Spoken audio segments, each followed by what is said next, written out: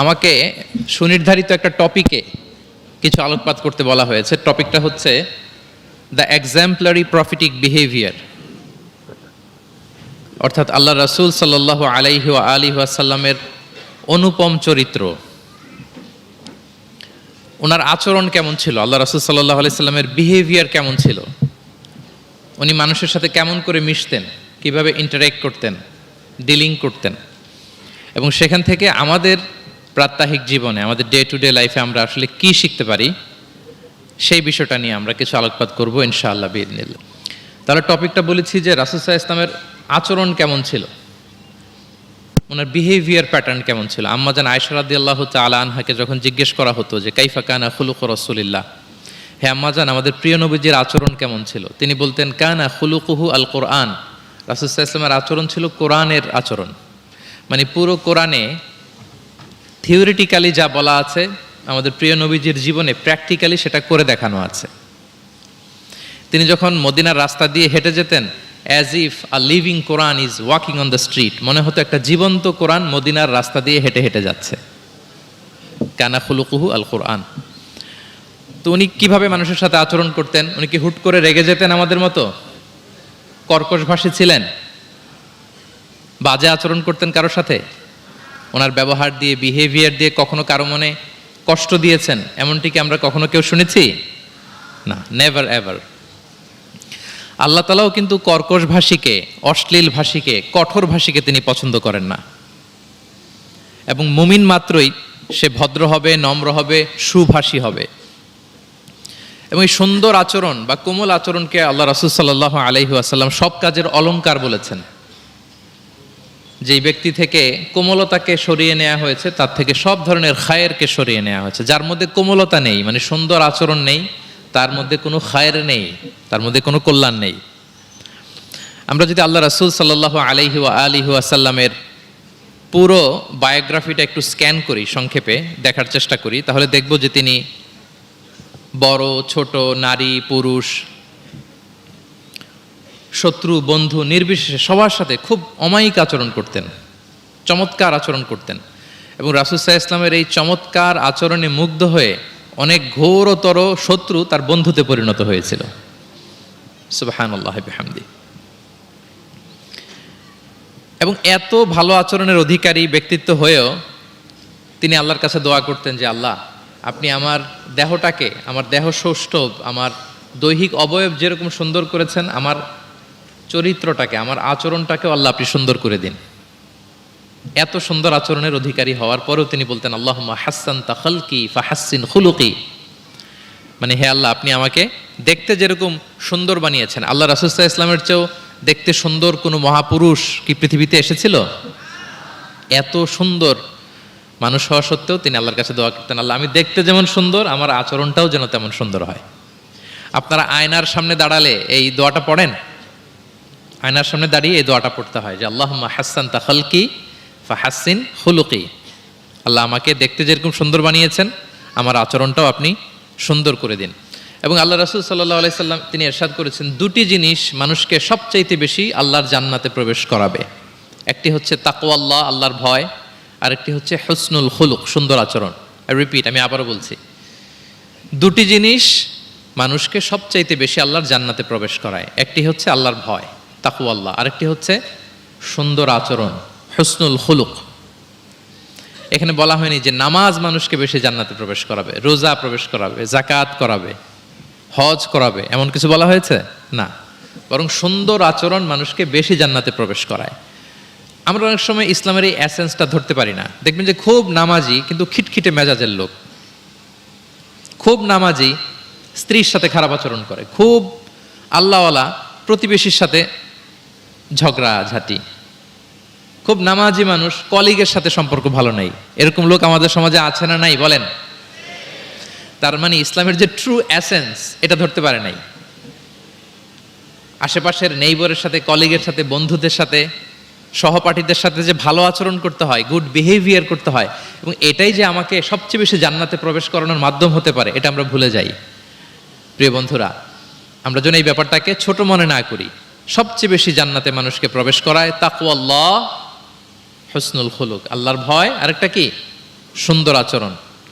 অনেক ছোট ছোট বন্ধুদেরকে আমি দেখতে পাচ্ছি অডিয়েন্সের মধ্যে।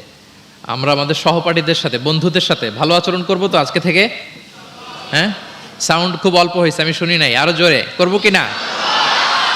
ইনশাআল্লাহ আমরা ভালো আচরণ করব, এবং আমার সহপাঠীদের সাথে, বন্ধুদের সাথে ভালো আচরণ, এটাই আমাকে জান্নাতে প্রবেশ করাবে ইনশাআল্লাহ। বলি সবাই। একটা চমৎকার হাদিস দিয়ে আমার মূল আলোচনা শুরু করি। আল্লাহ রাসূল সাল্লাল্লাহু আলাইহি ওয়া আলিহি ওয়াসাল্লাম তিনি বলেন, আনা যাঈমুন বিবাইতিন ফি রাবাদিল জান্নাতি লিমান তারাকাল মিরাআ ওয়া ইন কানা মুহিক্কান।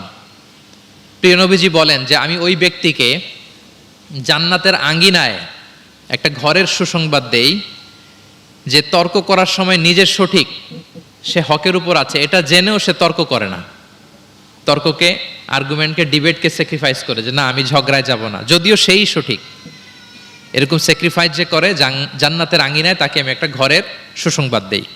এরপর প্রিয় নবীজি বলছেন, অবি বাইতিন ফি ওয়াসাতিল জান্নাতি লিমান তারাকাল কাযিবা ওয়া ইন কানা মাজিহান। আর আমি ওই ব্যক্তিকে জান্নাতের মাঝামাঝি স্তরে একটা ঘরের সুসংবাদ দিচ্ছি, যে ব্যক্তি কৌতুক করেও মিথ্যা বলে না। He was kidding, he was joking, but he never tells a lie. মজা করতেছে, জোক করতেছে, কিন্তু জোকের মধ্যেও সে কি করে না? মিথ্যা বলে না। তাকে জান্নাতের মাঝামাঝি স্তরে আমি একটা ঘরের গ্যারান্টি দিচ্ছি। এরপর আল্লাহ রাসূল সাল্লাল্লাহু আলাইহি ওয়াসাল্লাম বলতেছেন, ওবি বাইতিন ফি আ'লাল জান্নাতি লিমান হাসানা খুলুকা। আর আমি এট দ্য ভেরি হাই, মানে পিক অফ দ্য প্যারাডাইস, জান্নাতের একেবারে সর্বোচ্চ স্তরে একটা বাসভবনের গ্যারান্টি ওই ব্যক্তিকে দেই যে অন্যের সাথে ভালো আচরণ করে। মানে হাসানা খুলুকা, যে তার চরিত্রটাকে সুন্দর করেছে, যার আচরণটাকে সুন্দর করেছে, যার আচরণটা অমায়িক আচরণ, মাধুর্যপূর্ণ আচরণ, ওই ব্যক্তিকে আমি at the highest peak of paradise, জান্নাতের সর্বোচ্চ চূড়ায় একটা বাসভবনের গ্যারান্টি দিচ্ছি। আল্লাহু আকবার। তাহলে আমার আশেপাশে যারা আছে তাদের সাথে ভালো আচরণ করা, গুড বিহেভিয়ার করা, এটা ছোটখাটো কোনো বিষয় নয়, এটা অনেক গুরুত্বপূর্ণ একটা বিষয়। কিন্তু আমরা অনেক সময় এটার গুরুত্বটা বুঝতে পারি না, এটাকে ছোট করে দেখি। তো সম্মানিত বন্ধুরা, আমরা দেখব যে আমাদের প্রিয় নবীজি অন্যের সাথে কিভাবে আচরণ করেছেন। তিনি শিশুদের সাথে কিভাবে মিশেছেন, প্রাণীর প্রতি ওনার নবীজের আচরণ কেমন ছিল, শিশুদের সাথে কেমন ছিল, নারীদের সাথে কেমন ছিল, সাহাবাদের সাথে কেমন ছিল, কর্মচারীদের সাথে আচরণ কেমন ছিল, নিজের স্ত্রীদের সাথে কেমন ছিল, প্রতিবেশীর সাথে কেমন ছিল, যুদ্ধবন্দীদের সাথে প্রিয় নবীজের আচরণ কেমন ছিল, ভিক্ষুকের সাথে আচরণ কেমন ছিল, এমনকি যুদ্ধের ময়দানে শত্রুদের সাথে প্রিয় নবীজের আচরণ কেমন ছিল। এই 10টি পয়েন্টে দ্য এক্সাম্পলারি প্রফেটিক বিহেভিয়ার এই শিরোনামে আমরা কিছু কথা আজকে শুনবার চেষ্টা করব। আমি কোন টপিকটা ধরে ধরে আগাচ্ছি আলোচনার এই জায়গায় এসে, এটা তো সবার কাছে ক্লিয়ার না? ক্লিয়ার সবার কাছে? ওকে, লেটস মুভ অন, আমরা আগাই। আমরা শুরুতে একটু দেখার চেষ্টা করি যে পশু, পাখি, প্রাণী, এই প্রাণী জগতের প্রতি প্রিয় নবীজির আচরণ কেমন ছিল। প্রিয় নবী যে প্রাণীদের প্রতি খুব দয়াদ্র ছিলেন, তার বায়োগ্রাফিতে, জীবনীতে এরকম অসংখ্য নজির পাওয়া যায়। কারণ আল্লাহ তাআলা তাকে রাহমাতাল লিল আলামিন, ওমা আরসালনাকা ইল্লা রাহমাতাল লিল আলামিন, I've sent you as a mercy for the entire universe. Allah বলছেন আমি গোটা বিশ্বের জন্য, সবার জন্য আপনাকে ব্লেসিংস অ্যান্ড মার্সি করে প্রেরণ করেছি। হি ওয়াজ এ মার্সি ফর অল, সবার জন্য তিনি রহমত হয়ে এসেছিলেন। মানুষের জন্য যেমনি রহমত, ম্যানকাইন্ড, জিনদের জন্য তিনি রহমত, জিনকাইন্ডের জন্য, ইভেন অ্যানিমালস, প্রাণীকুলের জন্য তিনি রহমত হয়ে পৃথিবীতে এসেছেন। মানুষের প্রতি তিনি যেমনি দয়া দেখিয়েছেন, প্রাণীদের প্রতিও দয়া দেখিয়েছেন। ছোট্ট একটা হাদিস দিয়ে শুরু করি। আমরা রাসূল সাল্লাল্লাহু আলাইহি ওয়াসাল্লামের এই এক্সাম্পলারি প্রফেটিক বিহেভিয়ার, এটা through the lens of Sira and through the lens of সুন্নাহ, সুন্নার পরতে পরতে, রাসূল সাল্লাল্লাহু আলাইহি ওয়াসাল্লামের সিরাতের পরতে পরতে আমরা দেখবার চেষ্টা করব যে তিনি কেমন আচরণ করতেন সবার সাথে। একবার তিনি একটা খেজুর বাগানে প্রবেশ করলেন মদিনাতে। তো প্রবেশ করার পর তিনি দেখতে পেলেন যে দূর থেকে একটা উট কান্না করে করে রাসূল সাল্লাল্লাহু আলাইহি ওয়াসাল্লামের কাছে ছুটে আসছে। একটা উট কান্না করে আসতেছে। রাসূল সাল্লাল্লাহু আলাইহি ওয়াসাল্লামের দেখে অত্যন্ত দয়া হলো, মায়া হলো যে উটটা কেন কান্না করতেছে, এত বেশি কেন কান্না করতেছে। আল্লাহ রাসূল সাল্লাল্লাহু আলাইহি ওয়া আলিহি ওয়াসাল্লাম তিনি মমতা ভরে ওনার হাত দিয়ে উটের মাথায় আদর করতে আরম্ভ করলেন। প্রিয় নবীজির এই মমতা মাখা হাত বুলানো পেয়ে ওটের কান্না বন্ধ হলো। এবং রাসূল সাল্লাল্লাহু আলাইহি ওয়াসাল্লামের কানে কি কি যেন বলল ওট, এটা অন্যরা বুঝতে পারছে না। তো এরপর রাসূল সাল্লাল্লাহু আলাইহি ওয়াসাল্লাম খুঁজতে আরম্ভ করলেন যে ওটের মালিক কে। একজন আনসারী যুবক সাহাবী আসলো। তখন রাসূল সাল্লাল্লাহু আলাইহি ওয়াসাল্লাম বলল যে তোমার এই উট আমার কাছে তোমার ব্যাপারে নালিশ করেছে যে তুমি একে ক্ষুধার্ত রাখো কিন্তু একে দিয়ে অনেক কাজ করাও। তুমি কি এই বোবা এই নিরীহ প্রাণীটার ব্যাপারে আল্লাহকে ভয় করো না? কিয়ামতের দিন এটাই তোমার জাহান্নামের কারণ হয়ে যেতে পারে। খবরদার, এই নিরীহ প্রাণীটার ব্যাপারে তুমি আল্লাহকে ভয় করো। দেখেন, প্রিয় নবীজি ওটের মাথায় হাত বুলিয়ে ওটের কান্না বন্ধ করেছিলেন এবং ওটের মালিককে ওসিয়ত করেছেন যে খবরদার, প্রাণীর প্রতি কখনো এরকম রূঢ় কঠিন আচরণ করা যাবে না, তাদের প্রতি রহম দিল হইতে হবে। এভাবে আপনি সিরাতের পরতে পরতে অনেক ঘটনা পাবেন। আজকের এই সংক্ষিপ্ত পরিসরে এত এত রেফারেন্স হয়তো আমার উল্লেখ করা সম্ভব হবে না, এবং অ্যারাবিক টেক্সটগুলো বলে বলে অর্থ করে শোনানো অনেক সময় লেগে যাবে। আমি শুধু মূল কথাগুলো, বুলেট পয়েন্টসগুলো আপনাদের সাথে শেয়ার করবার চেষ্টা করবো ইনশাআল্লাহ বিইذনিল্লাহ। এই যে প্রাণীর প্রতি দয়া, ইসলামের একটা মূলনীতি হচ্ছে মুমিনের জীবনের প্রতিটি কাজে ইহসানের পরশ থাকতে হবে। আল্লাহ তাআলা আমাদের সব কাজে ইহসানকে আবশ্যক করেছেন। আল্লাহ রাসূল সাল্লাল্লাহু আলাইহি সাল্লাম বলেছেন যে ফাইদা কতালতুম ফাআহসিনুল কিতলা, কাউকে হত্যা করতে হলেও ইহসানের সাথে হত্যা করতে হবে। ধরুন যে অপরাধের কারণে আদালত কর্তৃক সাব্যস্ত হলো যে একজন মৃত্যুদণ্ড প্রাপ্ত আসামি, তো তাই বলে কি আপনি যা ইচ্ছা তার সাথে করতে পারবেন? তার নাক কেটে ফেলা, কান কেটে ফেলা, তার অঙ্গহানি করা, এলোপাতারি ছুরিকাঘাত করা করতে পারবেন না। ইদা কতালতুম ফাআহসিনুল কিতলা, এটাও ইহসানের সাথে করতে হবে। দেখেন, হত্যার মতো একটা কাজ ইহসানের সাথে করতে হবে। ওয়া ইদা যাবাহতুম ফাআহসিনুয যাবহা, প্রিয় নবীজি বলেন তোমরা যখন জবেই করবে, কুরবানি করবে, এখানেও ইহসানের সাথে করবে। আল্লাহু আকবার। করতেছি জবাই, করতেছি কি বলেন সবাই আমার সাথে, করতেছি কি জবাই। তার মানে প্রাণীটাকে তো মেরেই ফেলতেছি, কিন্তু প্রিয় নবীজি বলেন এই জবাই করার ক্ষেত্রেও ইহসান করতে হবে। এত সুন্দরভাবে দ্রুত তার গলায় ছুরি লাগাতে হবে যাতে কয়েক সেকেন্ডের মধ্যেই জবাইয়ের কাজটা হয়ে যায়। আপনি ইচ্ছে মতো এলোপাথারি তাকে ছুরি দিয়ে কষ্ট দিতে পারবেন না। মুমিনের প্রতিটি কাজে যেন ইহসানের পরশ থাকে। একবার আল্লাহ রাসূল সাল্লাল্লাহু আলাইহি সাল্লাম এক সাহাবীর পাশ দিয়ে যাচ্ছেন। ওই সাহাবী একটা ভেড়াকে জবাই করার জন্য মাটিতে শুইয়ে পা দিয়ে চেপে ধরে এরপর ছুরি ধার করতেছে। ছাগলটাকে মাটিতে শুইয়ে পা দিয়ে চেপে ধরে এরপরে কি করতেছে? ছুরি ধার করতেছে। আর প্রাণীটা এই ছুরি ধার করার দৃশ্যটা দেখতেছে। আল্লাহ রাসূল সাল্লাল্লাহু আলাইহি ওয়াসাল্লাম তাকে ধমক দিলেন, শাসালেন, বললেন তুমি তো এটাকে 2 বার জবাই করে ফেললে, একটু পরে তো জবাই করবেই, এখনই তো জবাই করে ফেলতেছো, তুমি কি আগে ধার দিয়ে নিতে পারলা না? জবাইয়ের আগে তুমি কি ছুরিটাকে ধারালো করে নিতে পারলা না, শার্পেন করে নিতে পারলা না? এভাবে আল্লাহ রাসূল সাল্লাল্লাহু আলাইহি ওয়াসাল্লাম সব সময় প্রাণীদের প্রতি তিনি দয়া দেখিয়েছেন। এবং তিনি বনি ইসরায়েলের একটা ঘটনা বলতে যেয়ে তিনি বলেছেন যে একজন প্রস্টিটিউট লেডি, ব্যভিচারী নারী, যার জন্য জাহান্নাম বরাদ্দ ছিল, কিন্তু একটা তৃষ্ণার্ত কুকুরকে পানি খাওয়ানোর কারণে আল্লাহ তাআলা ওই পাপাচারী নারীকে জান্নাত দান করেছেন। সুবহানাল্লাহি বিহামদি। তার জন্য জাহান্নাম ছিল অবধারিত, কিন্তু একটা তৃষ্ণার্ত কুকুরকে পানি পান করার কারণে তাকে জান্নাত দিয়েছে কে? আল্লাহ সুবহানাহু ওয়া তাআলা। তাও কেমন একটা প্রাণীকে? কুকুরকে। আমরা গুরুত্বই দেই না। সামান্য একটা কুকুরকে দয়া দেখানোর কারণে আল্লাহ তাআলা এই জাহান্নামী নারীকে জান্নাত দান করেছেন। আমরা যদি খেয়াল করি যে আমরা আমাদের সমাজে কুকুর বিড়াল দেখলে কি করি বলেন তো? রাস্তাঘাটে কি করি? দেখি অডিয়েন্সের কাছ থেকে আমি একটু শুনি, কি করি আমরা? তাড়িয়ে দেয়। আর কি করি? ঢিল ছুরি। আর কেউ কেউ খাবার দেয়। মাশাআল্লাহ, এই তো, এটাই তো প্রিয় নবীজির সুন্নাহ, আমরা খাবার দিব। এক্স্যাক্টলি। কিন্তু আমি জানি না কেন যেন বাংলাদেশে কুকুর দেখলে, বিড়াল দেখলে কি করে? তাড়ায় দেয়, ঢিল ছোড়ে, লাথি মারে, এরকম করে না অনেক সময়?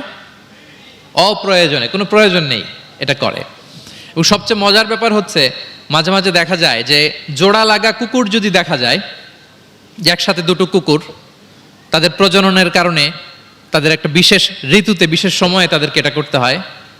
এক অদ্ভুত কারণে মানুষ মানে ক্ষিপ্ত হয়ে ওঠে তাদের প্রতি, কিন্তু আমাদের তো মানবিক হওয়া উচিত ছিল, কি বলেন? আশরাফুল মাখলুকাত বলে আমরা নিজেদেরকে দাবি করি। আমাদের কি করা উচিত ছিল? ইগনোর করা উচিত ছিল। Let them do there job. Overlook করার দরকার ছিল। কিন্তু কোনো এক অদৃশ্য কারণে আমরা এরকম দৃশ্য দেখলে হিংস্র হয়ে উঠি, লাঠি দিয়ে মারি, ওখানে মানুষ জড়ো হই। কিন্তু তাদের একটা সফল প্রজননের জন্য, বংশবিস্তারের জন্য এটা প্রয়োজন। তো আমরা যেন এই কাজটা না করি, এরকম নির্মম যেন আমরা কখনো না হই। কারণ প্রাণীদের প্রতি দয়া দেখানো এটা ছোটখাটো কোনো ব্যাপার নয়। এটাই আপনার জান্নাতের কারণ হতে পারে, এটাই আপনার জাহান্নামের কারণ হয়ে যেতে পারে। আল্লাহ রাসূল সাল্লাল্লাহু আলাইহি ওয়াসাল্লাম বলেন, মান লা ইয়ারহাম লা ইউরহাম।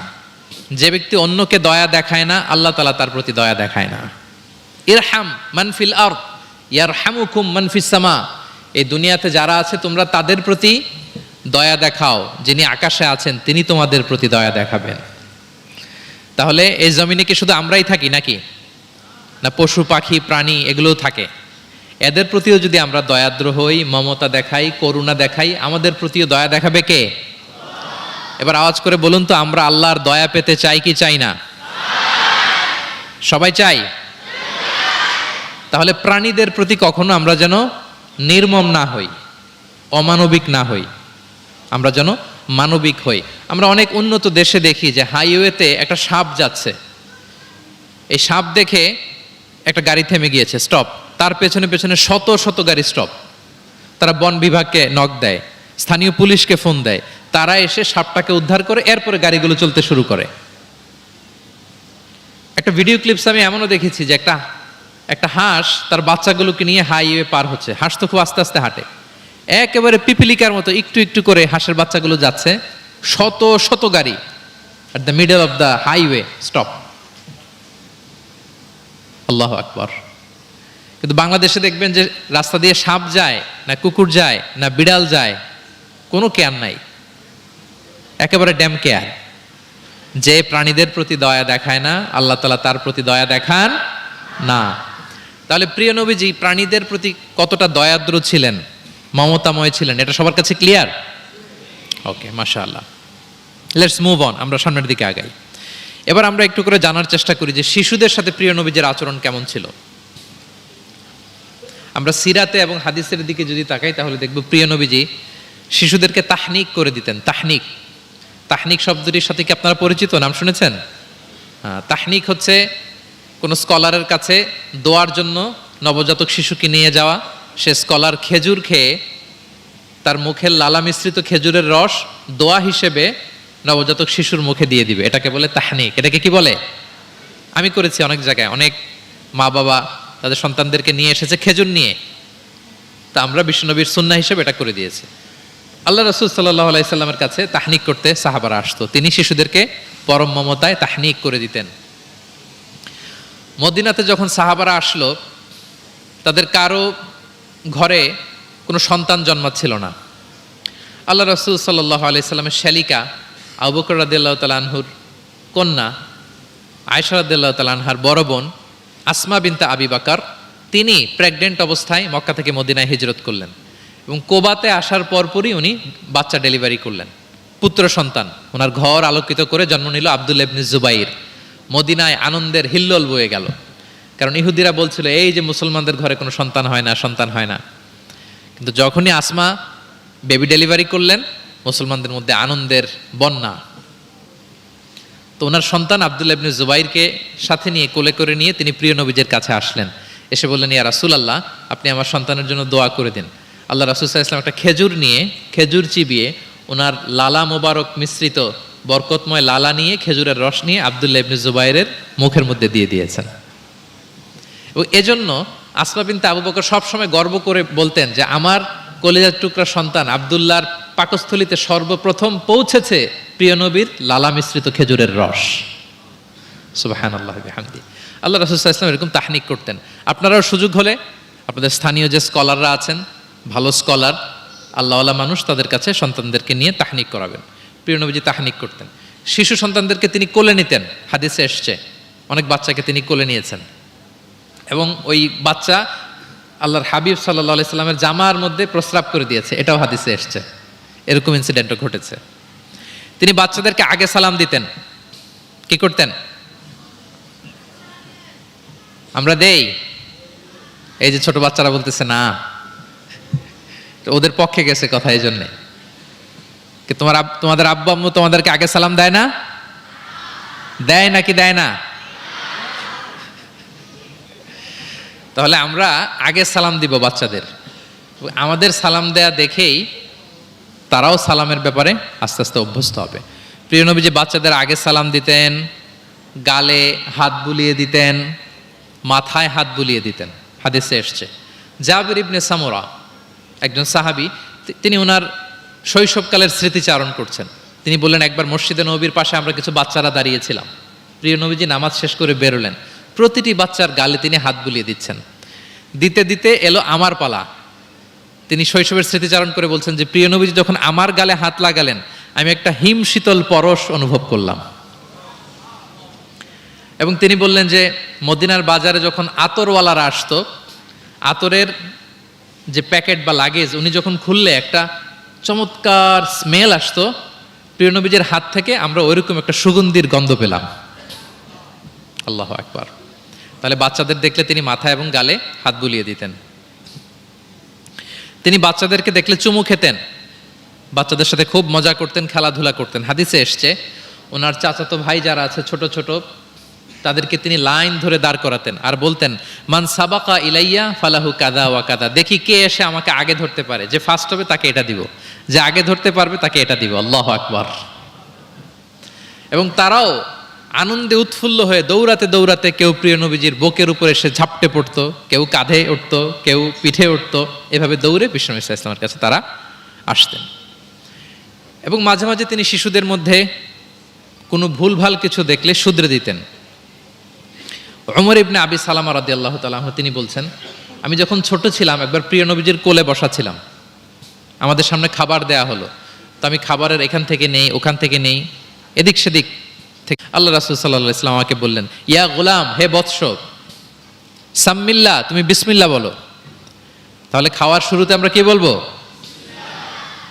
ওয়া কুল বিয়ামিনিক, এবং ডান হাতে খাও। কোন হাতে? কোন হাতে? ডান হাতে। আচ্ছা। ওয়াকুল বিয়ামিনিক ওয়াকুল মিম্মা ইয়ালিক, আর তোমার সামনে যেটা আছে ওখান থেকে খাও। ডানে বায়ে সামনে পিছনে এদিক থেকে ছোটাছুটি করে টানাটানি করো না।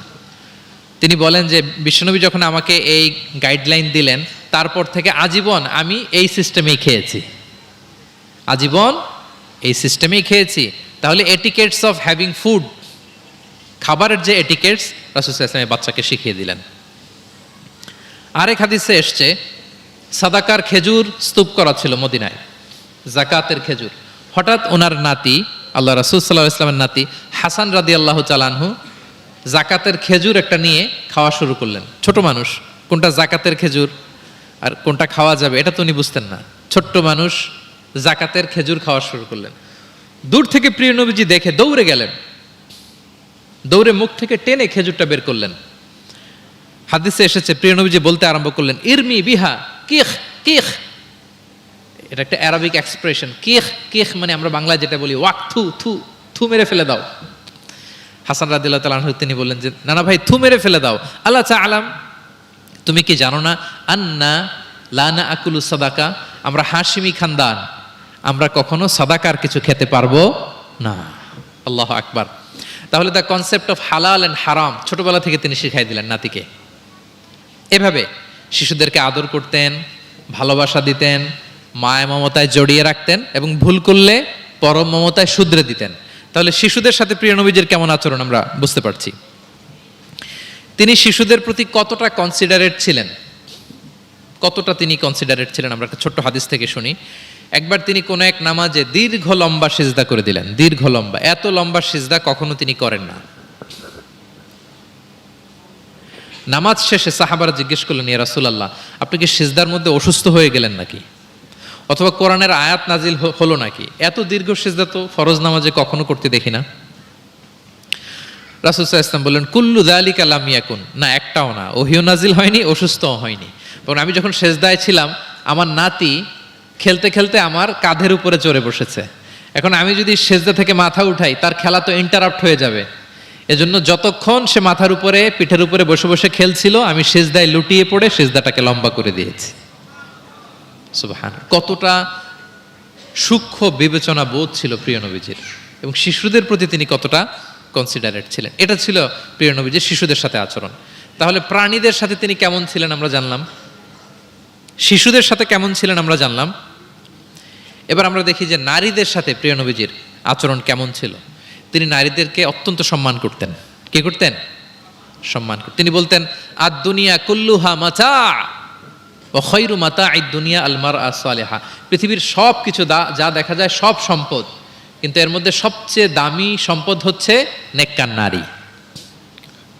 নেককার নারী, কারণ তাদের পেট থেকেই পৃথিবীর সব ভালো মানুষ, মহাপুরুষরা এসেছে, আল্লাহর ওয়ালিরা এসেছে, নবীরা এসেছে।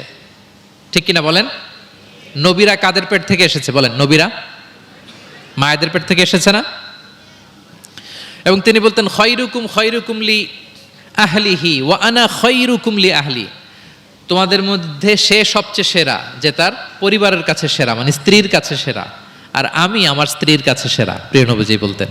আল্লাহু আকবার। একবার একদল নারী এবং শিশুকে বিয়ের অনুষ্ঠান থেকে ফেরার পথে তাদেরকে দেখে প্রিয় নবীজি বললেন, তোমরা আমার কাছে সর্বাধিক প্রিয়।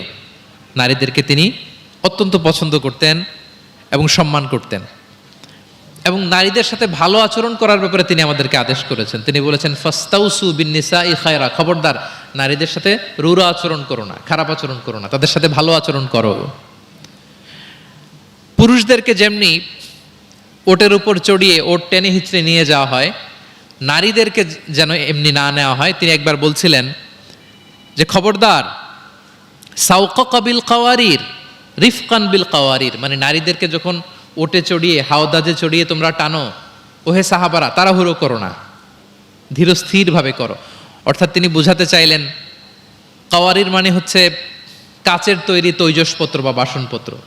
আমাদের ঘরে যে কাচের প্লেট, চামচ, গ্লাস আছে, এগুলো যদি সাবান দিয়ে আমাদের ধুইতে হয়, ক্লিন করতে হয়, আমরা কি করি? খুব সাবধানে এটাকে ধরি, রাখি, ক্লিন করি, তাই না? এটাকে খুব সফটলি ডিল করতে হয়। রাসূল সাল্লাল্লাহু আলাইহি ওয়াসাল্লাম সেটাই বললেন, নারীদেরকে কাচের সাথে তুলনা করে বললেন তাদের সাথে এরকম কোমল আচরণ করতে হবে। এবং তিনি বলেছেন, দুনিয়ার প্রতিটি মায়ের পায়ের নিচে আছে তার সন্তানের বেহেশত। সুবহানাল্লাহ। এবং সন্তান জন্ম দিতে যে কোনো নারী যদি ইন্তেকাল করে, প্রিয় নবীজি বলেন, ওই নারীকে আল্লাহ তাআলা কিয়ামতের দিন শহীদদের কাতারে দাঁড় করিয়ে দিবেন। আল্লাহ তাআলা যাকে একটি কন্যা দিয়েছেন তার জন্য একটি জান্নাত, দুইটি কন্যা দুইটি জান্নাত, যতগুলো কন্যা ততগুলো জাহান্নামের দরজা ব্লকেজ হয়ে যাবে। সুবহানাল্লাহ। এভাবে তিনি নারীদের সাথে আচরণ করেছেন। নারীরা মদিনার সমাজে প্রিয় নবীজির পেছনে সালাতে অংশগ্রহণ করত। প্রিয় নবীজির পেছনেই তারা সালাতে অংশগ্রহণ করত। এখনো আপনারা মদিনাতে বা মক্কাতে গেলে দেখবেন যে পুরুষদের পাশাপাশি নারীরাও সেখানে সালাতে অংশগ্রহণ করে। প্রিয় নবীজিকে ডিরেক্টলি তারা প্রশ্ন করতেন, কিউএস সেশনে অংশগ্রহণ করতেন, কোশ্চেনিং আনসারিং সেশন। নারীদের মধ্যে থেকে দাঁড়িয়েও তারা প্রশ্ন শুরু করে দিতেন। রাসূল সাল্লাল্লাহু আলাইহি ওয়াসাল্লামের সাথে সফরে অংশগ্রহণ করতেন। এভাবে প্রিয় নবীজি নারীদেরকে একটা মর্যাদার আসনে রেখেছেন, তাদের সাথে এইভাবে তিনি ডিল করতেন। এবার আমরা একটু জানার চেষ্টা করি যে সাহাবাদের সাথে প্রিয় নবীজির আচরণ কেমন ছিল, মানে যারা ছিল প্রিয় নবীজির সাথী তাদের সাথে আচরণ কেমন ছিল। আমরা জানি যে সাহাবারা হচ্ছে প্রিয় নবীজির হাতে গড়া ছাত্র, হাতে গড়া টিম। নবীজির সুখে দুঃখে সবসময় তারা থাকতো এবং প্রিয় নবীজিকে আগলে রাখতো। প্রিয় নবীজির এক পেনি তারা কখনো মিস করতে চাইতো না। এমনকি কখনো কখনো কোনো সাহাবার ক্ষুধা লাগলে তারা প্রিয় নবীজির কাছে এসে বসে থাকতো। তারা বলতো যে প্রিয় নবীজির চেহারার দিকে তাকিয়ে থাকলে আমাদের ক্ষুধা মিটে যেত। আল্লাহু আকবার। নবীজির নুরানি চেহারার দিকে তাকিয়ে থাকলে কি হতো? পেটের ক্ষুধা চলে যেত। যে আয়াত দিয়ে আমি শুরু করেছিলাম, ফাবিমা রাহমাতিম মিনাল্লাহি লিনতা লাহুম ওয়ালাউ কুনতা ফাযযান গালিযাল কলবি লানফাদ্দু মিন হাওলিক। নবী হে, আল্লাহর রহমতে আপনি কোমল হৃদয়ের অধিকারী হয়েছেন, এজন্য সবাই আপনাকে ঘিরে থাকতে চায়, আপনার পাশে থাকতে চায়। আপনি যদি কর্কশ ভাষী হতেন, কঠোর আচরণের অধিকারী হতেন, তাহলে এখন যেমনি আপনার সাহাবারা আপনাকে ঘিরে রাখে, সব সময় আপনার পাশে থাকতে চায়, তারা এমনটি আপনাকে ঘিরে রাখতো না। এবং আল্লাহ রাসূল সাল্লাল্লাহু আলাইহি ওয়াসাল্লামের চেহারায় সবসময় একটা স্মাইলিং ফেস থাকতো, অলওয়েজ স্মাইল। তিনি বলতেন, তাবাসসুমুকা ফি ওয়াজহি আখিকা সাদাকা, your smile to your brother it's a charity. তুমি তোমার ভাইয়ের দিকে তাকিয়ে যে মুচকি হাসি দাও, এতেও আল্লাহ তাআলা তোমার আমলনামায় সাদাকা দেওয়ার সওয়াব দিয়ে দেয়। আপনারা মুচকি হাসেন তো? কি মুচকি হাসেন? হ্যাঁ, মুচকি হাসবেন। মুচকি হাসতে পয়সা লাগে না, লাগে? মুচকি হাসবেন। মুচকি হাসলে এটা সাদাকা দেয়া সমান সওয়াব। অলওয়েজ একটা স্মাইলি ফেসে থাকতেন প্রিয় নবীজি। ওনার চেহারা দেখলেই মানুষের মন ভালো হয়ে যেত। আল্লাহু আকবার। সাহাবাদের সাথে ওনার আচরণ কেমন ছিল, ডিলিংস কেমন ছিল? এক নম্বরে তিনি খুব কোমল আচরণ করতেন সাহাবাদের সাথে। কেউ যখন প্রিয় নবীজির সাথে কথা বলতো, ওই লোক কথা বলার সময় চোখ না ফেরালে প্রিয় নবীজি কখনো তার থেকে চেহারা ফেরাতেন না। মুসাফা করার সময় যিনি প্রিয় নবীজির সাথে মুসাফা করেছেন, ওই লোক হাত টেনে না নিলে প্রিয় নবীজি কখনো হাত টেনে নিতেন না। সুবহানাল্লাহ, হোয়াট এ হাম্বল পার্সোনালিটি। তিনি সাহাবাদের প্রতি এতটাই কোমল ছিলেন, একটা ছোট্ট হাদিস থেকে আমরা একটু বোঝার চেষ্টা করি। তিনি সাহাবাদের নিয়ে বসা ছিলেন, এক বেদুইন এসে মসজিদে নববীতে 2 রাকাত নামাজ পড়ল। 2 রাকাত নামাজ পড়েই বিষ্ণু ইসা ইসলামের কাছেও আসে না, সালামও দেয় না, কারণ বেদুইন তো, সভ্যতার কোনো অ্যাটিকেটস, কোনো ছোঁয়া তার মধ্যে লাগেনি। সে নামাজ পড়ে আল্লাহর কাছে দোয়া করতেছে, এবং দোয়া কিরকম দেখেন, সে দোয়া বলতেছে আল্লাহুম্মা আরহামনি ওয়া মুহাম্মাদা ওয়ালা তারহাম মা'আনা আহাদা, মানে আল্লাহ তুমি আমারে রহম করো আর মুহাম্মদ সাল্লাল্লাহু আলাইহি ওয়াসাল্লামকে রহম করো, আমাদের দুজনের সাথে আর কাউরে রহম করো না তুমি। বেদুইন, তার মধ্যে এটিকেটস অফ দোয়া, দোয়ার যে একটা আদব আছে এটা তার জানা নাই। সে বলে আল্লাহ আমাকে মাফ করো, মুহাম্মদ সাল্লাল্লাহু আলাইহি ওয়াসাল্লামকে মাফ করো, আর কাউকে না। তো দূর থেকে রাসূল সাল্লাল্লাহু আলাইহি ওয়াসাল্লাম দেখে হেসে বললেন, হায় রে, একটা প্রশস্ত ব্যাপারকে সে সংকীর্ণ বানায় ফেললো। কারণ আল্লাহর দরবারে কি রহমের কোনো কমতি আছে? সবাই বলুন তো আওয়াজ করে, আল্লাহর দরবারে রহমতের কোনো কমতি ঘাটতি আছে? কোনো কমতি নাই, কোনো ঘাটতি নাই। তো সে তো দোয়াতে আমাদের সবাইকে ইনক্লুড করলেও পারতো। যাই হোক, নামাজ পড়ে দোয়া করে এবার মসজিদে নববীর মাঝখানে পেশাব করতে আরম্ভ করলো। কোথায়? মসজিদের মাঝখানে। সাহাবারা তো রেগে মেগে আগুন, তাকে ধরতে যাবে, মারতে যাবে। রাসূল সাল্লাল্লাহু আলাইহি ওয়াসাল্লাম বললেন দাউ, রাখো, বোঝা না লোকটা, করতে দাও। করে ফেললো। এবার প্রিয় নবীজি বললেন হারিকু আলা বাউলিহি সাজলান মিন মা। মসজিদে, তখনকার মসজিদে নববী তো বালুর ফ্লোর ছিল, জানেন আপনারা? আমাদের এখনকার মসজিদ তো এই যে এরকম পাকা টাইলস করা, কার্পেটিং, আরো কত কি। কিন্তু তখনকার মসজিদে নববী ছিল কিসের? ফ্লোরটা বালুর। তো রাসূল সাল্লাল্লাহু আলাইহি ওয়াসাল্লাম বললেন যে বালুর মধ্যে যেহেতু পেশাব করে দিছে, 1 বালতি পানি ঢেলে দাও। 1 বালতি পানি ঢেলে দেয়া হলো। আর সাহাবাদেরকে তিনি শান্ত হতে বললেন যে থামো, তার প্রতি আগ্রাসী হয়েও না, কারণ ফাইন্নামা বুইসতুম মুয়াসসিরিন, তোমরা সহজপন্থী হয়ে প্রেরিত হয়েছো। ওয়ালাম তুবআসু মুআসসিরিন, তোমরা কট্টরপন্থী হয়ে প্রেরিত হও নাই। আল্লাহু আকবার। তিনি বুঝালেন যে এই উম্মাত হবে সহজপন্থী, কট্টরপন্থী নয়। যে কোনো জিনিসকে খুব সিম্পলি ডিল করতে হবে। এবার তিনি ওই বেদুনকে ডেকে পাঠালেন, বললেন আচ্ছা, তুমি যে মসজিদের ভেতরে তোমার উট ঢুকালে এবং মাঝখানে পেশাব করে দিলে, তুমি কি জানো এটা এই কমিউনিটির ইবাদতগাহ, এই মদিনার সোসাইটির এটা একটা মসজিদ। আমরা এখানে নামাজ পড়ি, আল্লাহর জিকির করি, এখানে কোরআন তেলাওয়াত করি, এই জায়গায় বসে তোমার পেশাব করা কি ঠিক হলো? প্রিয় নবীজি যখন ভালোবেসে তাকে কাছে ডেকে বুঝালেন, সে মাথা নিচু করে এবার কাচুমাচু করতে আরম্ভ করলো।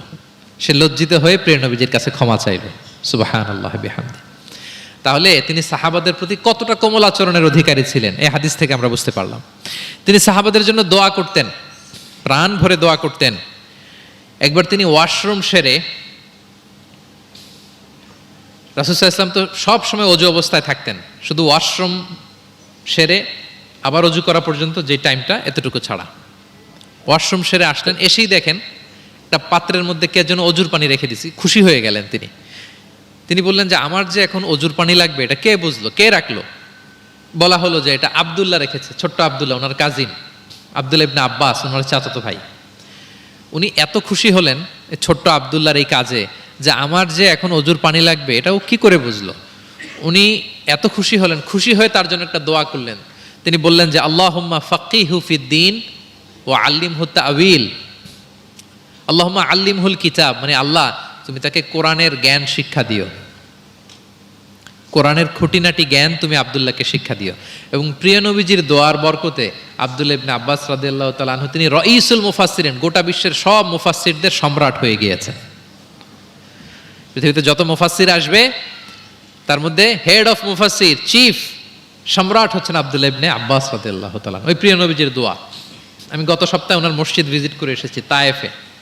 উনি শেষ জীবনে তায়েফে থাকতেন, ওখানে ইন্তেকাল করেছেন, ওখানেই ওনাকে কবরস্থ করা হয়েছে। বিশাল মসজিদ আছে, মসজিদ আব্দুল্লাহ ইবনে আব্বাস রাদিয়াল্লাহু তাআলা। এভাবে তিনি দোয়া করতেন। আনাস রাদিয়াল্লাহু তাআলা আনহুর মা মদিনায় যখন প্রিয় নবীজি আসলেন, সবাই প্রিয় নবীজিকে বিভিন্ন গিফট দেয়, কেউ এটা দেয় ওইটা দেয়, বিভিন্ন ধরনের হাদিয়া দেয়। তো উম্মে সোলাইম গরিব মানুষ, উনি এসে বলেন, ইয়া রাসূলুল্লাহ, সবাই আপনার সাথে দেখা করে কিছু না কিছু হাদিয়া দেয়, আমার তো হাদিয়া দেওয়ার কোনো সামর্থ্য নাই, আমি কি দিব আপনাকে? আমার এই ছোট্ট ছেলেটাকেই আপনার আমি হাদিয়া দিয়ে দিলাম। ছেলেটার নাম হচ্ছে আনাস। কি নাম? আনাস রাদিয়াল্লাহু তাআলা আনহু, প্রিয় নবীজির খাদেম, কর্মচারী ছিলেন। তো বললেন, ইয়া রাসূলুল্লাহ, আপনি রেখে দেন, আমার কলিজার টুকরা আনাসই হচ্ছে আমার পক্ষ থেকে আপনার জন্য গিফট, আপনি তার জন্য একটু দোয়া করেন। তো তিনি দোয়া করতে আরম্ভ করলেন, আল্লাহুম্মা আকসির মালা ওয়া ওয়ালাদা, আল্লাহ আপনি আনাসের সম্পদ বাড়ায় দেন, আল্লাহ আপনি আনাসের সন্তান বাড়ায় দেন। এই যে দোয়া করেছেন, ওয়া বারিক লাহু ফিমা আতাইতা, আর যা দিবেন এতে বরকত দিয়ে দেন, এই যে দোয়া করেছেন, দোয়ার ফলে কি হয়েছে দেখেন। আনাস রাদিয়াল্লাহু তাআলা আনহু বলেন, প্রিয় নবীজির এই দোয়ার বরকতে মদিনার সবার খেজুর বাগানে বছরে খেজুর হতো একবার, কিন্তু আমি আনাসের খেজুর বাগানে বছরে খেজুর হতো 2 বার। আর ওনার সর্বসাকুল্যে 80 জন সন্তান ছিল। 80 জন। কয়জন? যেহেতু অনেকগুলো ফ্যামিলি ছিল ওনাদের, প্রিয় নবীজির দোয়ার বরকতে 2 বার বছরে খেজুর হতো ওনার বাগানে, আর 80 জন সন্তান তিনি পেয়েছিলেন। তাহলে সাহাবাদের প্রতি কোমল আচরণ করতেন, তাদের জন্য দোয়া করতেন, তাদের ভালো গুণের প্রশংসা করতেন। অনেক হাদিস, অনেক হাদিস, এগুলো বলতে গেলে অনেক সময় লেগে যাবে। একটা বিখ্যাত হাদিস আপনারা জুমার সময়, জুমার খুতবার সময় প্রায় শোনেন, আরহামু উম্মতি বি উম্মতি আবু বকর, শোনেন? ওয়া আশাদ্দুহুম ফি আমরিল্লাহি উমর, এই যে মুখস্থ। ওয়া আসদাকুহুম হায়াআন উসমান, ওয়া আকরাউহুম লিকিতাবিল্লাহি উবাই। তার মানে এই উম্মতের মধ্যে সবচেয়ে সফট হার্টেড হচ্ছেন আবু বকর, সবচেয়ে সফট হার্টেড। আল্লাহর জমিনে আল্লাহর দ্বীন বাস্তবায়নে সবচেয়ে কঠোর হচ্ছেন ওমরে ফারুক। সবচেয়ে কঠোর কে? ওমরে ফারুক। সবচেয়ে লজ্জাশীল সাহাবী হচ্ছেন উসমান। এভাবে তিনি অ্যাপ্রিসিয়েট করতেন। আমরা অনেক সময় মানুষের অ্যাপ্রিসিয়েট করতে চাই না। প্রিয় নবীজি কারোর মধ্যে ভালো কিছু দেখলে কি করতেন? সবাই বলুন, অ্যাপ্রিসিয়েট করতেন। আপনার ছেলের মধ্যেও, আপনার মেয়ের মধ্যেও কোনো ভালো গুণ দেখলে আপনি অ্যাপ্রিসিয়েট করবেন, দোয়া করবেন, উজ্জীবিত হবে সে, ইন্সপায়ার্ড হবে। আমরা অনেক সময় আমাদের ছেলে মেয়েদেরকে উৎসাহ দেই না, তার মধ্যে যে কি কারিশমা আমরা জানিই না, মনে করি যে A+ পাইলেই বুঝি সফল। A+ পায় নাই, পাশের ঘরের কেউ পাইছে, বলে যে যা ওর পা ধোয়া পানি খা, এরকম বলে না বাংলাদেশে? নিজের ছেলে A+ পায় নাই, পাশের ঘরের একজন পাইছে, তো কি বলে? তার পা ধোয়া। এইটা বলে কিন্তু ওর মনোবল আপনি শুরুতেই নষ্ট করে দিলেন, ভেঙে দিলেন। না, ওর মধ্যে হয়তো অন্য ধরনের কোনো যোগ্যতা আছে, অন্য ধরনের ক্যালিবার আছে। সো তাদেরকে অ্যাপ্রিসিয়েট আমাদেরকে করতে হবে। প্রিয় নবীজি যে কোনো সাহাবীর মধ্যে যে কোনো ভালো গুণ দেখলে তিনি অ্যাপ্রিসিয়েট করতেন। আবু মুসা আল-আশআরী রাদিয়াল্লাহু তাআলা আনহুর কণ্ঠটা ছিল বড় চমৎকার। তিনি একবার বললেন, ইয়া আবা মুসা লাকাদ উতিতা মিজমার মিন মাযহামিরি আলে দাউদ, দাউদ নবীর গলায় আল্লাহ যে সুরের ঝংকার দিয়েছে, এই উম্মতের মধ্যে আল্লাহ তোমার গলায় সেই সুরের লহরী ঢেলে দিয়েছে। সুবহানাল্লাহ। তো তিনি বলেন, ইয়া রাসূলুল্লাহ, আমি তো আপনার সামনে কখনো কোরআন তেলাওয়াত করিনি, আমার গলায় যে সুর আছে আপনি কি করে বুঝলেন? প্রিয় নবীজি বলেন, গত রাতে তোমার ঘরের পাশ দিয়ে যাচ্ছিলাম, তুমি যে তেলাওয়াত করছিলে আমি দরজার বাইরে, ঘরের দেয়ালের বাইরে দাঁড়িয়ে দাঁড়িয়ে শুনছিলাম। আবু মুসা বলে, ইয়া রাসূলুল্লাহ, আপনি শুনছিলেন, এটা যদি আমি টের পেতাম আমি ফজর পর্যন্ত শুধু তেলাওয়াত করতেই থাকতাম। সুবহানাল্লাহ পড়বেন না? তাহলে আমরা যেন অ্যাপ্রিসিয়েট করি। প্রিয় নবীজি অ্যাপ্রিসিয়েট করতেন, সাহাবাদেরকে যথাযথ তারবিয়া দিতেন, তাদের সাথে মাঝে মাঝে রসিকতা করতেন, খোশ গল্প করতেন, সাহাবীদের সাথে একসাথে মিলেমিশে কাজ করতেন। মসজিদ নির্মাণের ঘটনা আমরা জানি, কোবা মসজিদ, মসজিদে নববী। এমন না যে চেয়ারে বসে থেকে এই তোমরা মসজিদ বানাও, না। একজন ট্রু লিডারের বৈশিষ্ট্য হচ্ছে উনি সামনে এগিয়ে যাবেন, ওনাকে দেখে দেখে ফলোয়াররা ফলো করবে, ঠিক কি না? প্রিয় নবীজি নিজে মাটি বহন করেছেন, পাথর বহন করেছেন, নিজে খন্দকের পরীক্ষা খনন করেছেন, পেটে পাথর বেঁধেছেন। এটা ছিল সাহাবাদের সাথে প্রিয় নবীজির ইন্টারাকশন, ডিলিংস, মেলামেশা। এবার আমরা একটু দেখি যে প্রিয় নবীর যারা খাদেম ছিলেন, কর্মচারী ছিল, তাদের সাথে কেমন আচরণ ছিল? আমরা তো আমাদের বাসায় পান থেকে চুন খসলেই হাত তুলে ফেলি কাজের লোকদের গায়ে, এরকম দেখি না আমরা? দেখেছেন পত্রপত্রিকায়? খুব বেশি মানুষের অধিকার নিয়ে কথা বলে, মানবাধিকার কর্মী, কিন্তু ঘরের গৃহকর্মী যারা আছে পিটিয়ে একেবারে পিঠ লাল করে ফেলছে, এরকম দেখি না আমরা? কথার কাজের কোনো মিল নাই। কিন্তু প্রিয় নবীজির বায়োগ্রাফি যদি আমরা স্ক্যান করি তাহলে দেখব আম্মাজান আয়েশা রাদিয়াল্লাহু তাআলা আনহা বলেন তিনি কখনো তার কোনো কর্মচারীর গায়ে হাত তুলেননি। আরে হাত তোলা তো দূর কি বাত, তিনি কটু কথাও বলেন নাই, ধমকও দেন নাই। সরাসরি ওনার খাদেম আনাস রাদিয়াল্লাহু তাআলা আনহুর জবানবন্দি শুনুন। ডিরেক্ট কারো ব্যাপারে জানতে হলে আপনি তার ড্রাইভারের কাছ থেকে খোঁজ পাবেন, কর্মচারীর কাছ থেকে খোঁজ পাবেন, মানে ঘরের কাজের বুয়ার কাছ থেকে খোঁজ পাবেন, দারোয়ানের কাছ থেকে খোঁজ পাবেন। বিশ্বনবীর দারোয়ান বা কর্মচারীর কাছ থেকে শুনেন ওনার আচরণের ব্যাপারে।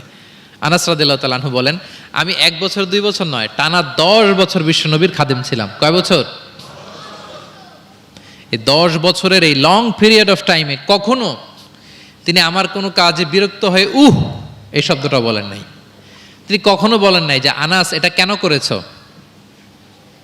কখনো বলেন নাই যে আনাস এটা কেন করো নাই, করছো কেন এটাও বলে নাই, এটা করো নাই কেন এটাও বলেন নাই। আল্লাহু আকবার। একবার তিনি ওনার একটা জামা আনতে পাঠালেন আনাসকে, যে আনাস আমার এই জামাটা নিয়ে আস। ছোট্ট আনাস আনতে যেয়ে মদিনার রাস্তায় দেখে যে বাচ্চারা খেলাধুলা করে, তো জামা আনার কথা ভুলে যে সেও বাচ্চাদের সাথে খেলা দেখতে আরম্ভ করছে। এখন আল্লাহ রাসূল সাল্লাল্লাহু আলাইহি ওয়াসাল্লাম অনেকক্ষণ বসে আছেন, কি আমার জামা তো আসে না, আনাসও আসে না, ঘটনা কি? আসে না।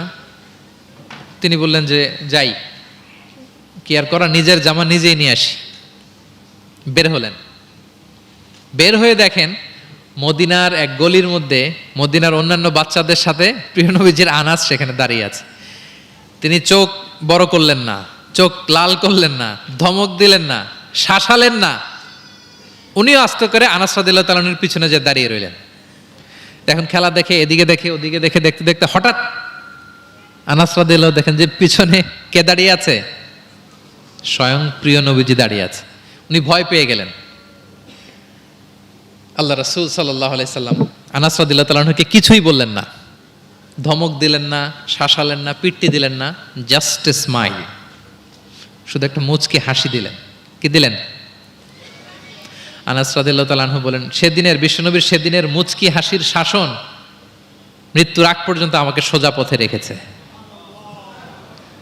তাহলে প্রিয় বন্ধুরা, শাসন করতে জানলে বেদ দিয়ে শাসন করতে হয় না, গায়ে হাত তুলতে হয় না, ধমকাতে হয় না। শাসন করতে জানলে সামান্য একটা মুচকি হাসি দিয়ে শাসন করা যায়, ঠিক কিনা বলেন? কর্মচারীদের সাথে বিশ্বনবী সাল্লাল্লাহু আলাইহি ওয়াসাল্লামের আচরণ ছিল ঠিক এমন। এবার আমরা দেখি স্ত্রীদের সাথে কেমন আচরণ করতেন তিনি। স্ত্রীদেরকেও তিনি আগে সালাম দিতেন। স্ত্রীদেরকে কি করতেন? আগে সালাম দিতেন। আমাদের মধ্যে একটা ভুল বোঝাবুঝি আছে, আমরা অনেক সময় মনে করি যে না, স্ত্রীদের হয়তো আগে সালাম দিতে হবে, স্বামীরা সালাম দিবে না, এরকম একটা টেন্ডেন্সি থাকে। এটা ভুল। সবাইকে আগে সালাম দেওয়ার একটা কম্পিটিশন আমাদের মধ্যে থাকতে হবে। সালাম মানে হচ্ছে শান্তি। সালাম মানে কি? শান্তি। আপনি যদি ঘরে শান্তি ঢুকাতে চান আগে সালাম দিবেন। আমাদের ঘরটা, আমাদের প্রত্যেকের পরিবার, ঘর, সংসার এটা শান্তিময় হোক, বলুন তো আমরা চাই কি চাই না? তাহলে এই ঘরে আমরা সালাম ঢুকাবো। কি ঢুকাবো? আওয়াজ করে সবাই বলুন, কি ঢুকাবো? ঘরে যেই প্রথমে কি করব আমরা?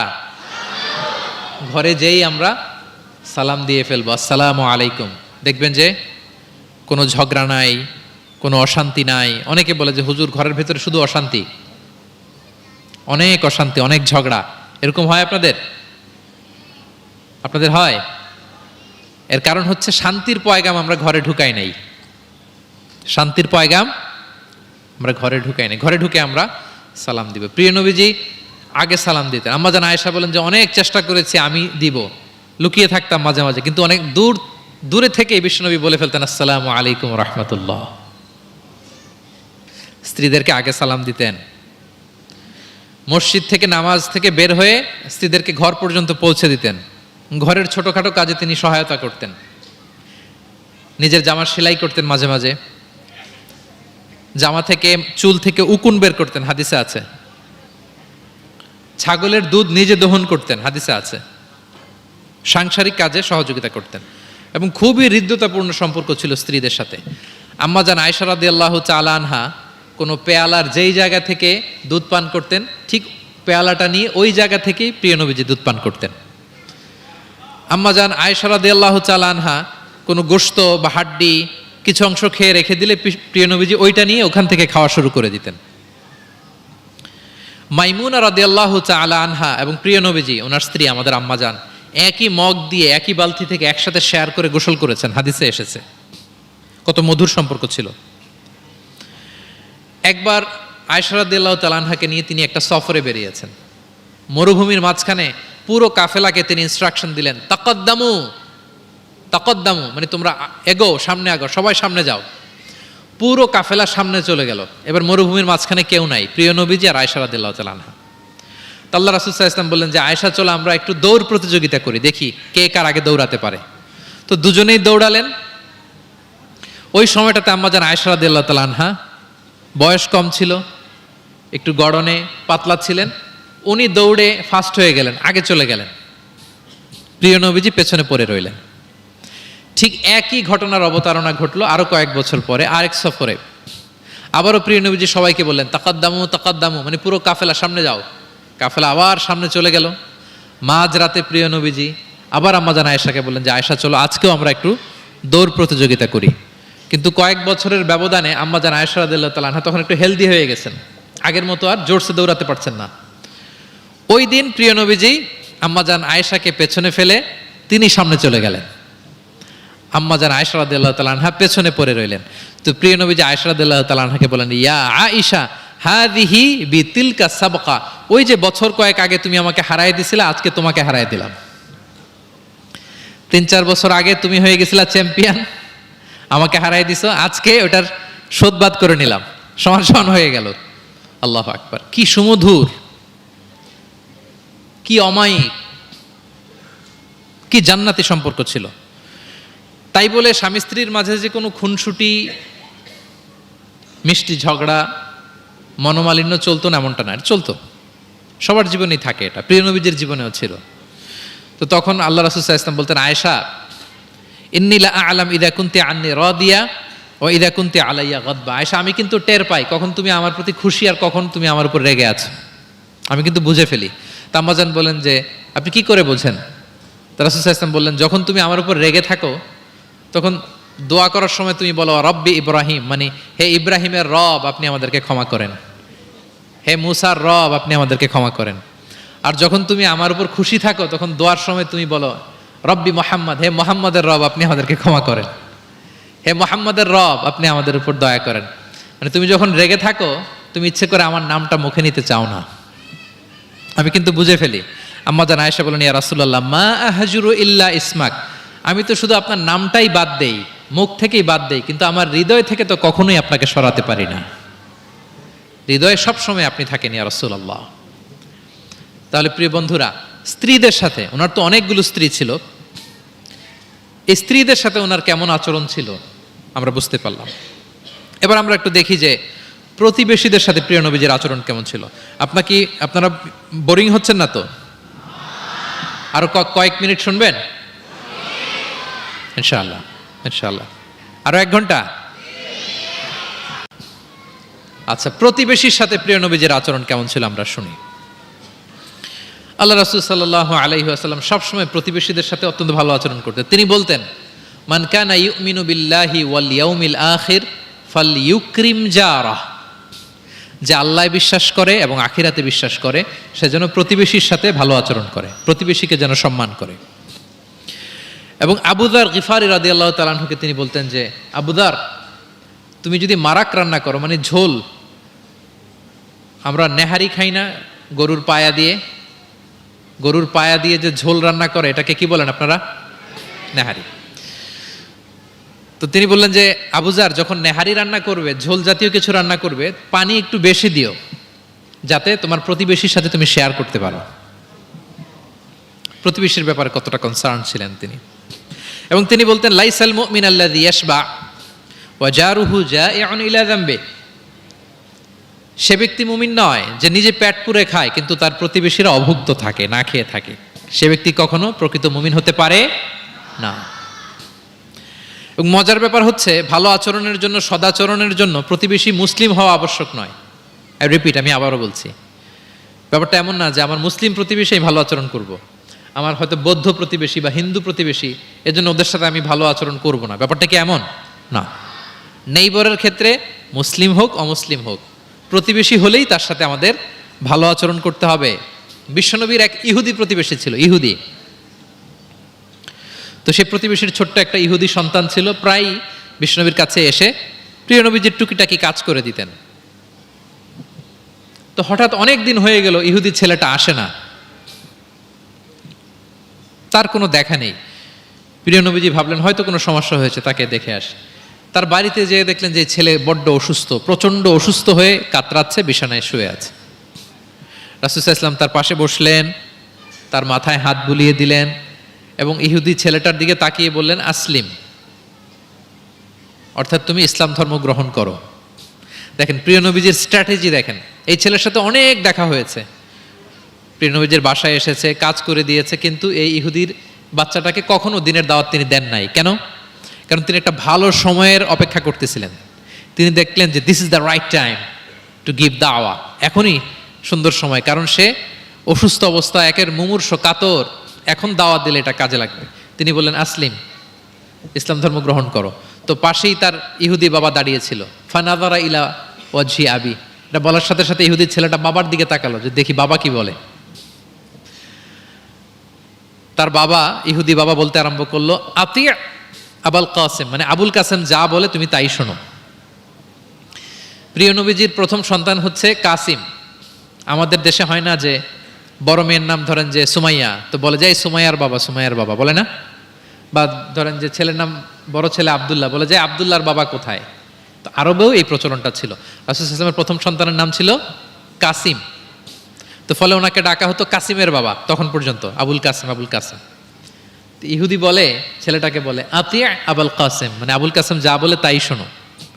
এবার রাসূল সাল্লাল্লাহু আলাইহি ওয়াসাল্লাম দেখলেন যে এখনই তো সুযোগ, তিনি পড়তে আরম্ভ করলেন যে তুমি আমার সাথে সাথে পড়ো।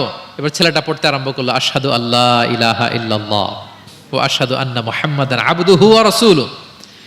রাসূল সাল্লাল্লাহু আলাইহি ওয়াসাল্লাম বের হয়ে আসলেন আর পড়তে আরম্ভ করলেন, আলহামদুলিল্লাহিল্লাযী আনকাযাহু মিনান নার, প্রশংসা সে আল্লাহর যে আল্লাহ তাআলা যে কিছুক্ষণ আগে জাহান্নামের পথযাত্রী ছিল তাকে শাহাদাতের মাধ্যমে মুহূর্তেই জান্নাতি বানিয়ে দিলেন। মুহূর্তেই এই ইহুদি ছেলেটাকে জান্নাতে বানিয়ে দিল কে? দেখেন প্রতিবেশীর সাথে প্রিয় নবীজির কেমন আচরণ, সবসময় প্রতিবেশীর খোঁজ রাখতেন। সো আমরা আমাদের আশেপাশে যারা আছে একটু যেন খোঁজ রাখি। এখন তো এই যে অ্যাপার্টমেন্ট কালচারে কে প্রতিবেশী কার দরজা খোলা, কে কোন দিকে থাকে আমরা জানিই না, কিন্তু সুযোগ হলে আমার আশেপাশে যারা আছে আমরা যেন একটু খোঁজ রাখি, সুস্থ আছে কিনা, তাদের কোনো ধরনের সমস্যা হচ্ছে কিনা, কোনোভাবে আমি তাদের কাজে লাগতে পারি কিনা, ফিনান্সিয়ালি সাপোর্ট অথবা পরামর্শ দিয়ে হলো আমরা যেন তাদেরকে সাপোর্ট করি। তাহলে প্রতিবেশীর সাথে প্রিয় নবীজির বিহেভিয়ার কেমন ছিল আমরা জেনে গেলাম। এবার আমরা জানবো যুদ্ধবন্দীদের সাথে প্রিয় নবীজির কেমন আচরণ ছিল। POW, prisoner of war. আমরা তো আবু গারিব কারাবারের কথা শুনেছি, আবু গারিব শুনেছি না? গুয়ান্তানামো বে, আয়নাঘর, এটা তো সবাই শুনেছি। আয়নাঘরের নাম শুনেন নাই? কি ধরনের নির্যাতন হয়েছে সেখানে, যারা বেরিয়ে আসছে তাদের কথা যখন আমরা শুনেছি আমাদের গা শিউরে উঠেছে। যুগে যুগে যুদ্ধবন্দীদের সাথে মানুষ কেমন আচরণ করত। আয়নাঘরেরা তো আর যুদ্ধবন্দী না, এটা তো এদেশের স্বাধীন নাগরিকদের উপর জুলুম করা হয়েছে, অপারেশন চালানো হয়েছে। তো যুদ্ধবন্দীদের সাথে প্রিয় নবীজির আচরণ কেমন ছিল আমরা যদি একটু দেখি, কম্পেয়ার টু এই আবু গারিব, গুয়ান্তানামো বে, এই সমস্ত আয়নাঘরের যে ইনসিডেন্ট আমাদের সামনে আছে, এটাকে একটু সামনে রেখে যদি দেখি যে যুদ্ধে যদি কেউ বন্দী হতো প্রিয় নবীজির হাতে, উনি কি আচরণ করতেন। আমরা যদি বদরের যুদ্ধ শেষে যারা বন্দী হয়েছে তাদের ঘটনা দেখি, দেখবো যে প্রিয় নবীজি সাহাবীদের মাঝে তাদেরকে ভাগ করে দিয়েছেন এবং সব সাহাবীদেরকে এই যুদ্ধবন্দীদের সাথে ভালো আচরণের নির্দেশ দিয়েছেন। সাহাবারাও এই নির্দেশনা অক্ষরে অক্ষরে পালন করেছে। তারা তুলনামূলক কম দামি খাবারটা খেয়ে যুদ্ধবন্দীদেরকে দামি খাবারটা খাইয়েছেন। সুবহানাল্লাহ বিহামদি। একটা ছোট্ট ঘটনা শেয়ার করলে বুঝতে পারবেন যে প্রিয় নবীজি যুদ্ধবন্দীদের সাথে কেমন আচরণ করতেন। সুমামা ইবনে উসাল রাদিয়াল্লাহু তাআলা আনহু, উনি ইয়ামামার অধিবাসী ছিলেন। আল্লাহ রাসূল সাল্লাল্লাহু আলাইহি সাল্লামকে অ্যাসাসিনেট করার জন্য, মানে গোপনে হত্যার জন্য তিনি মদিনায় এসে সাহাবীদের হাতে ধরা পড়েন। সাহাবীরা ওনাকে মসজিদে নববীর পিলারের সাথে রশি দিয়ে বেঁধে রাখেন এবং প্রিয় নবীজির কাছে তথ্যটি পৌঁছান যে ইয়া রাসূলুল্লাহ আপনাকে হত্যা করতে এসেছিল, আমরা তাকে ধরেছি, মসজিদে নবীর পিলারে বেঁধেছি। রাসূল সাল্লাল্লাহু আলাইহি ওয়াসাল্লাম তার কাছে গেলেন, তার খোঁজ খবর নিলেন, ইসলামের বিভিন্ন সুন্দর সুন্দর কথা, দ্য বিউটি অফ ইসলাম তার সামনে তুলে ধরলেন এবং সাহাবাদেরকে বললেন যে তাকে ভালো ভালো খাবার দাও। বাড়িতে এসে বললেন রুটি বানাও, জব দিয়ে রুটি বানিয়ে সুমামার জন্য পাঠাও। সুমামা প্রথমে রুটি খেলো। এরপরের দিন এক সাহাবীকে বললেন যে তুমি ওটের দুধ দহন করে গরম গরম দুধ তার জন্য নিয়ে যাও। এরপরের দিন সে দুধ খেলো। এভাবে প্রিয় নবীজি প্রতিদিন তার সাথে দেখা করেন এবং ইসলামের সুন্দর সুন্দর কথাগুলো তাকে শোনান। সুমামা তো অবাক যে তোমরা যুদ্ধবন্দীদের সাথে এমন আচরণ করো। সুমামা রীতিমতো অবাক যে জামাই আদর চলতেছে টানা 3 দিন। আর রাসূল সাল্লাল্লাহু আলাইহি ওয়াসাল্লামের কাছে যখন ইসলামের বিভিন্ন বিষয়গুলো সে শুনতে শুনতে অবাক হয়ে ইসলামের প্রতি তিনি আকৃষ্ট হতে লাগলেন। টানা 3 দিন তাকে যখন প্রিয় নবীজি দাওয়াত দিলেন, আপ্যায়ন করলেন, 3 দিন পরে প্রিয় নবীজি সাহাবীদেরকে বললেন যাও এবার মসজিদে নববীর ওখানে যে সুমামার দেহ থেকে রশিটা খুলে দাও। সাহাবারা বললেন ইয়া রাসূলুল্লাহ সে ভয়ঙ্কর খুনি, সে অত্যন্ত ভয়ঙ্কর, আপনি তাকে চিনেন না। প্রিয় নবীজি বললেন আমি যা বললাম তাই করো, যাও তার রশিটা খুলে দাও। সাহাবারা যে এবার সুমামার রশিটা খুলে দিল। সুমামা তখন মসজিদ থেকে বের হয়ে মসজিদে নববীর পাশে একটা কুয়া ছিল, ওই কুয়ার ওখানে যে গোসল করলেন, গোসল করে অজু করে আসলেন। এসে মসজিদে নবীর সামনে দাঁড়িয়ে সাক্ষ্য দিলেন আশহাদু আল্লাহ ইলাহা ইল্লাল্লাহ ওয়া আশহাদু আন্না মুহাম্মাদান আবদুহু ওয়া রাসূলুহু।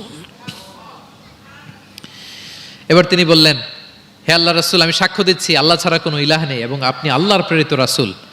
তিনি বললেন হে মুহাম্মদ, এতদিন আপনার চাইতে কোনো অপ্রিয় চেহারা আমার কাছে ছিল না, সবচেয়ে অপছন্দ করতাম আপনাকে, কিন্তু এই মুহূর্তে থেকে আপনার চাইতে কোনো প্রিয় ব্যক্তিত্ব আমার জীবনে আর নাই। হে মুহাম্মদ, মদিনার চাইতে নিকৃষ্ট কোনো স্থান আমার কাছে ছিল না, কিন্তু আজ থেকে মদিনার চাইতে পবিত্র কোনো জায়গা আমার কলিজায় নাই। হে মুহাম্মদ, আজ পর্যন্ত ইসলামের চাইতে অপছন্দনীয় কোনো ধর্ম আমার কাছে ছিল না, কিন্তু এই মুহূর্ত থেকে ইসলামের চাইতে কোনো প্রিয় ধর্ম আমার কাছে নাই। আল্লাহু আকবার, আল্লাহু আকবার। যুদ্ধবন্দীদের সাথে বিষ্ণু ইসলাম কেমন আচরণ করেছেন। ঘোর শত্রু প্রিয় নবীজির ফলোয়ারে পরিণত হয়েছে, পরম বন্ধুতে পরিণত হয়েছে। সম্মানিত সুধী, এটা ছিল বিষ্ণু ইসলামের আচরণ যুদ্ধবন্দীদের সাথে। ভিক্ষুকের সাথে কেমন আচরণ করতেন একটা হাদিস বলে এগিয়ে যাই, যেহেতু আমাদের সময় নাই, 2-1 মিনিটের মধ্যে আমি শেষ করছি। প্রিয় নবীজির একটা অভ্যাস ছিল, কেউ কিছু চাইলে না করতে পারতেন না। ওনার ডিকশনারিতে না ছিল না। কি ছিল না? সবাই বলুন কি ছিল না? কেউ এসে কোনো ফরিয়াদি চাইবে, উনি বলবেন না, এটা উনি বলতে পারতেন। একবার ওনার কাছে মাত্র একটা জামা, কয়টা জামা? মাত্র একটা জামা।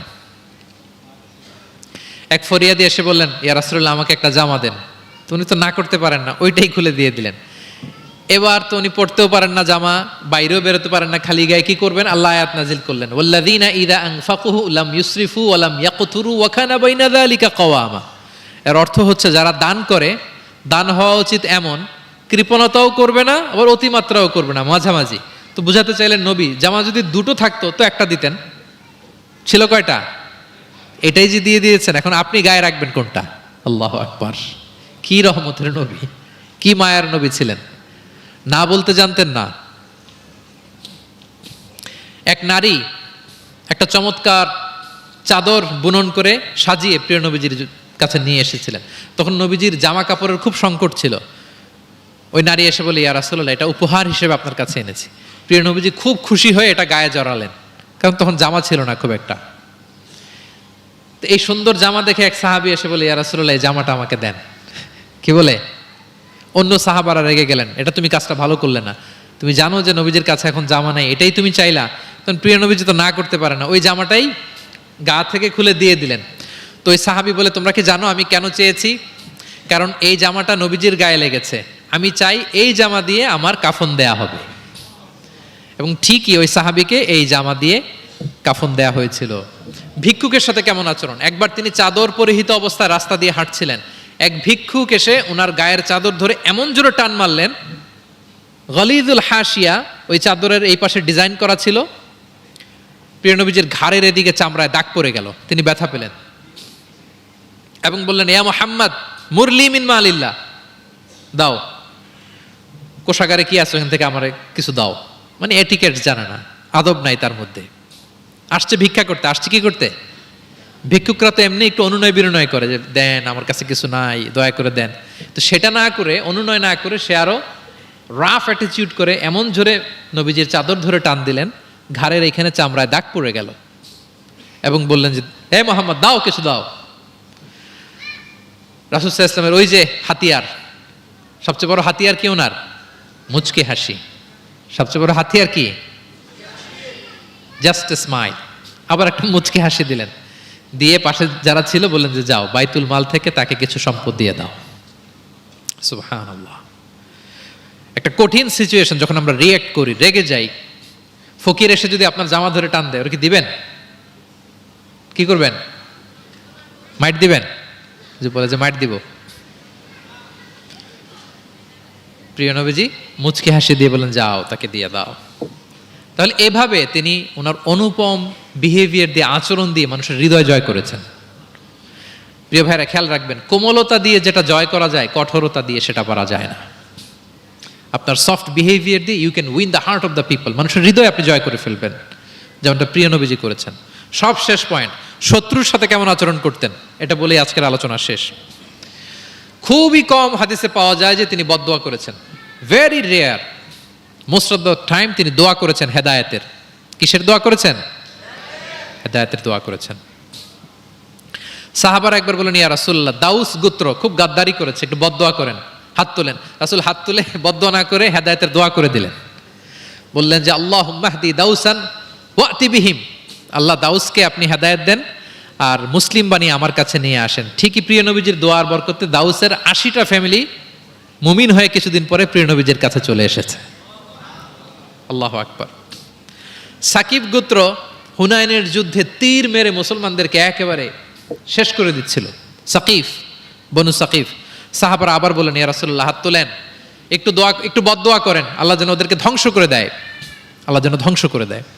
রাসূল সাল্লাল্লাহু আলাইহি ওয়াসাল্লাম আবার দোয়া করলেন যে বাল আরজু আইয়ুখরিজাল্লাহু মিন আসলাবিহিম মান ইয়াবুদুল্লাহা ওয়াহদাহু ওয়া লা ইউশরিকু বিহি শাইআ। আমি তাদের হেদায়েতের জন্য দোয়া করি। আপনারা জানেন যে তায়েফের ময়দানে প্রিয় নবীজিকে পাথর মারা হয়েছে, জানেন? পাথর মারতে মারতে রক্তাক্ত করা হয়েছিল প্রিয় নবীজিকে, মাথা থেকে পা পর্যন্ত ব্লিডিং। সাথে ছিল যায়েদ বিন হারেসা রাদিয়াল্লাহু তাআলা আনহু, উনি প্রিয় নবীজিকে বাঁচাতে যেয়ে উনিও মাথায় আঘাত পেয়েছেন, ওখান থেকে ব্লিডিং। এক খ্রিস্টান দাস কিছু খেজুর, কিছু আঙ্গুর নিয়ে আসলো প্রিয় নবীজির কাছে, যে আপনি তো অসুস্থ, ক্লান্ত শ্রান্ত, এটা খান। প্রিয় নবীজি বিসমিল্লাহির রহমানির রহিম বলে আঙ্গুরটা নিল। ওই খ্রিস্টান দাসের নাম ছিল আদ্দাস। প্রিয় নবীজি যখন বললেন বিসমিল্লাহ, আদ্দাস বলে যে বিসমিল্লাহ এটা আবার কোন শব্দ? এই তায়েফে আমি এতদিন ধরে আছি, কেউ তো খাবারের আগে বিসমিল্লাহ বলে না। মান আনতা, আপনি কে? তখন প্রিয় নবীজি বলেন ওয়ামান আনতা, তুমি কে? তো আদ্দাস বলে আমি খ্রিস্টিয়ান স্লেভ, আমি একজন খ্রিস্টান দাস। তো রাসূল সাল্লাল্লাহু আলাইহি ওয়াসাল্লাম বললেন তোমার বাড়ি কই? বলে যে মিন আহলি নিনাবি, আমার বাড়ি ইরাক। তো রাসূল সাল্লাল্লাহু আলাইহি ওয়াসাল্লাম বললেন যেখানে ইউনুস নবীর বাড়ি। এবার খ্রিস্টান আরো অবাক যে আপনি ইউনুস নবীকেও চিনেন? রাসূল সাল্লাল্লাহু আলাইহি ওয়াসাল্লাম বললেন আরে চিনব না মানে, ইউনুস তো আমার ভাই, সেও নবী আর আমিও নবী। ইউনুস যে নবী ছিল আলাইহিস সালাম, এই নবুয়তির ধারাবাহিকতার এই চেইনটাকে পূর্ণতা দিতে আল্লাহ তাআলা আমাকে পাঠিয়েছেন। খাতামুন নবিয়্যিন, seal of the all prophets.